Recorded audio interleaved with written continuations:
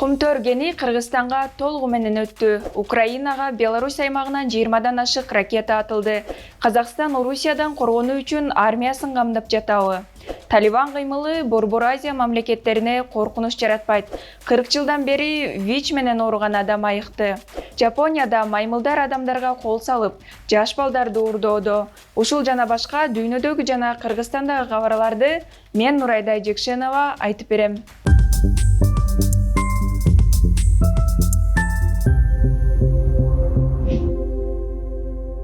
Лондондо Кумтөрдүн кенин толугу менен Кыргызстанга өткөрүү тууралуу келишим түзүлдү. Кыргыз бийлиги Кумтөр алтын кени толугу менен Кыргызстандын менчигине өткөнүн билдирди. 29 июлда Лондондо Кумтөрдү өткөрүү боюнча документтерди алмашуу процедурасы өткөн. Анда канадалык Кумтөр Gold Company жана Кумтөр Operating Company компаниясынын акцияларынын 100%-ын Кыргыз алтынга өткөрүп берүү актылары, ишеним каттары жана көлүктөр тапшырылды. Бийлик келишимде каралган бардык финансылык төлөмдөр өлкөнүн пайдасына жүргүзүлдү деп ишендирди. Жетишилген келишим башка нерселер менен катар төмөнкү пункттарды камтыйт. Кыргызстан 2021 жылдын 15 майынан тарта кенден өндүрүлгөн алтындын ээси катары таанылат. Центерра болжол менен 11 миллион АКШ доллары өлчөмүндө дивиденд төлөйт. 50 миллион доллар бир жолку төлөм катары, ал эми 53 миллион доллар рекультивация үчүн берилет. Ошондой эле Центерра Кыргыз тарапка каршы демилгеленген бардык соттук териштирүүнү токтотот. Кыргыз тарап Кумтөрдү өткөн жылдын майында өз башкаруусуна алган. Алтын кенин иштетип келген канадалык Центерра Gold компаниясы Кыргызстанды эл аралык арбитражга сотко берген. Ошол эле маалда Октябрь райондук соту Центерра Goldдон мамлекеттин пайдасына 261,7 миллиард сом өндүрүү тууралуу өкүм чыгарган. Кийин өкмөт канадалык компания менен сүйлөшүүлөр башталганын маалымдаган. Үстүбүздөгү жылдын 4 апрелинде министрлер кабинети Центерра келишим түзүп, тараптар Кумтөр боюнча талаш-тартыштарды чечкенин кабарлаган эле. Буга чейин Кумтөр кенинде Кыргызстандын 26% акциясы гана бар болчу. Кен 1997 жылы иштелип баштаган. Анда алтындын кору 716 тонна деп эсептелген. 24 жылдын аралыгында канадалык компания 400 тонна алтынды казып алганы маалымдалган. Украинага Беларусь аймагынан 20-дан ашык ракета атылды. Украина армиясынын түндүк ыкчам командачылыгы 28 июль күнү эртең менен Беларустун аймагынан Украинага 20-дан ашуун ракета атылганын билдирди. Командачылык 9 ракета Чернигов облусунун Гончаров айылындагы чек арага жакын токойго түшкөнүн жазып чыкты. Буга чейин Киев облустук администрациясынын башчысы Алексей Кулеба ракеталар Вышгород районундагы инфраструктуралык объектиге түшкөнүн айткан. Бул аймак Киевдин түндүк жагында жайгашкан. Азырынча жабыркагандар тууралуу маалымат жок. Аталган күнү Украина биринчи жолу мамлекеттин көз карандысыздык күнүн белгилеген. Орусиянын башкы прокурору постсоветтик өлкөлөрдүн жарандары Украина тарапта согушуп жатканын айтып, тынчсыздануусун билдирди. Радио Озодик кабарлагандай, дүйшөмбүдө 26 июлда Тажикстандын башкы прокурору Юсуф Рахмон орусиялык кесиптеши Игорь Краснов менен жолуккан. Анда Краснов адамдарды жалдоо жана Украинаны курал менен камсыз кылуу КМШ өлкөлөрүнө коркунуч жаратат деп эскерткен. Анткени менен Украинадагы согушка Орусия Орто Азиялыктарды да тартып жатканын Медиа Хабтын журналисттери өз иликтөөсүндө айтып беришкен эле. Биз анда ЧВК Вагнер жеке күзөт компаниялар аркылуу эч кандай аскерий даярдыгы жок кыргыз жана өзбек жарандарын Украинада согушууга чакырып жатканын аныктаганбыз. Биздин иликтөөбүз эл аралык коомчулукту да кайдыгер калтырбай, белгилүү дүйнөлүк басылмалар иликтөө тууралуу жазып чыгышты. Алардын катарында Радио Свобода, Дождь телеканалы, Москва Таймс, Медиа Зона басылмалары бар. Ищут не охранников, а тех, кто готов пойти на войну, выяснил Центр журналистских расследований Медиа Хаб. Уже приходят сообщения о погибших. Владимир Зеленский укмуштуудай кайраттуулугу үчүн Уинстон Черчилль атындагы сыйлыкка татыды. Британиянын премьер-министри Борис Джонсон 26 июлда Украинанын президенти Владимир Зеленскийге Уинстон Черчилль атындагы сыйлык тапшырды. Британ бийлиги бул сыйлык Путиндин варварды кол салуусуна туруштук берүүдөгү эрдик, укмуштуудай кайраттуулук, моюнсунбоо жана ар намыс үчүн ыйгарылганын билдирген. Премьердин кеңсесинде өткөн салтанатта Зеленский онлайн катышып, украиндер жана Европанын тарыхы оор күндө жардамга келгендерди эч качан унутпасын айтты. Эл аралык Черчилль коомунун сайтында жазылгандай, Зеленский татыган сыйлык согуш мезгилиндеги лидер Уинстон Черчилльди мүнөздөгөн өзгөчө лидерлик сапаттарга ээ адамдарга берилет. Эми Борбор Азия кабарларына кайтып келсек. Талибан Борбор Азия мамлекеттерине коркунуч жаратпай турганын билдирди. Афганистан мындан ары Өзбекстанга жана коңшу Борбор Азия мамлекеттерине коркунуч туудурбайт. Бул тууралуу Талибандын тышкы иштер министри Амирхан Муттаки 26 июлда Ташкенттеги Өзбек тышкы иштер министринин милдетин аткаруучу Владимир Норов менен кездешүүсүндө билдирген. Афган министри Өзбекстандын Борбор шаарына Афганистан коопсуздук жана экономикалык өнүгүү аттуу 2 күндүк эл аралык конференцияга катышуу үчүн келген.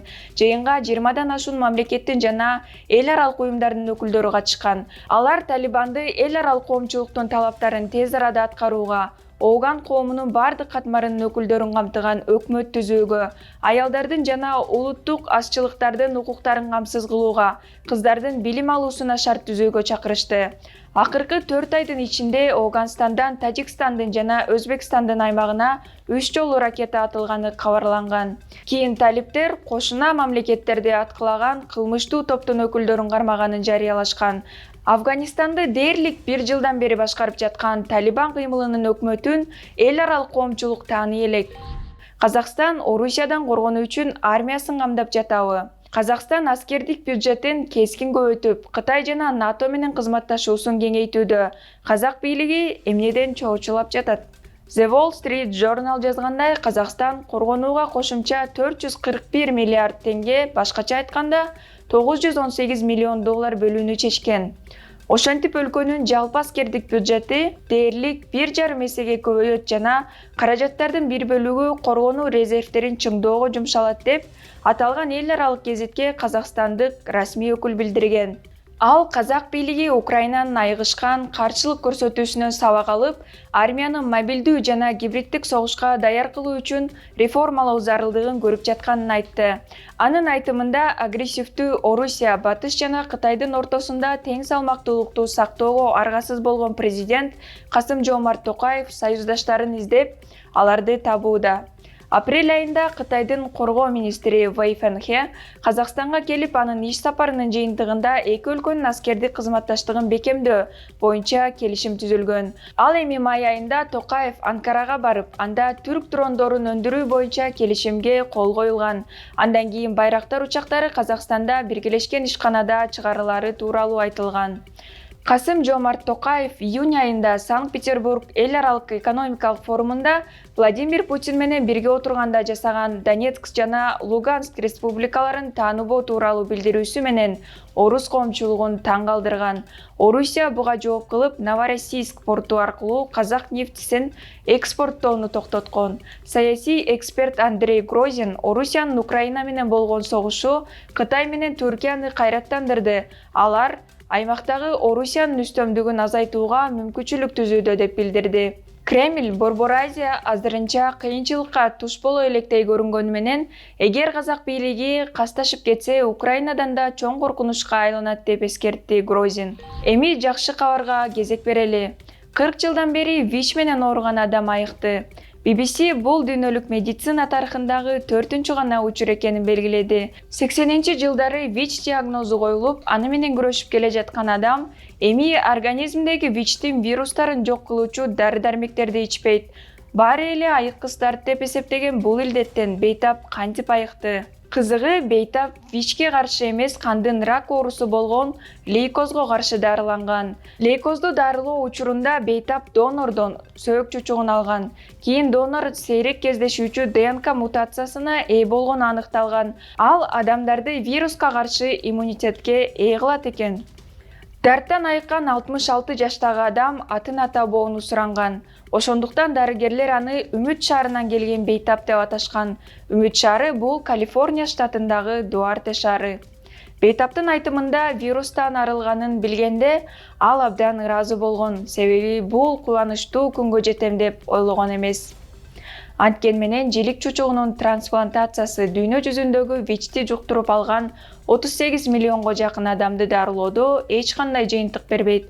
Анткени бул татаал процедура, олуттуу терс таасирлери бар дейт Калифорниядагы Дуарте шаарынын доктору Джейна Диктер. Кыргызстанда тоодон аюулар түшүп, адамдарга жана мал жандыкка коркунуч туудуруп жатса, Жапонияда маймылдар жаш балдарды уурдап адамдарга кол салууда. Жапониянын Ямагучи шаарында макакалардын кол салуусунан 42 адам жаракат алды. Айбандардын агрессиясын токтотуу үчүн жергиликтүү полицияга транквилизатор атуучу тапанчалар таратылган. Макакалар Жапониянын көп аймактарында кездешет, бирок бул кол салуулар сейрек болчу. Кол салуулар июнь айынын башында башталган. Макакаларды кармоо үчүн тузактар коюлганына карабастан эч кандай натыйжа чыккан эмес. Ямагата университетинин изилдөөчүлөрү буга себеп макакалардын санынын көбөйүп, адамдар менен чыр-чатакка барып жатканын божомолдошот. Маймылдардын көлөмү анча чоң эмес, салмагы көбүнчө 13 килограммга чейин жетет. Достор, маймыл кол салганын элестетип кеттиңерби? Коркуунун кереги жок. Себеби ачуулуу макакалардын жашоо чөйрөсү Жапон аралдары менен гана чектелет. Бул жумадагы маанилүү окуялар ушулар болду. Медиа Хабтан такталган жана туура маалымат алыңыз. Кийинки апта аягына чейин көрүшкөнчө.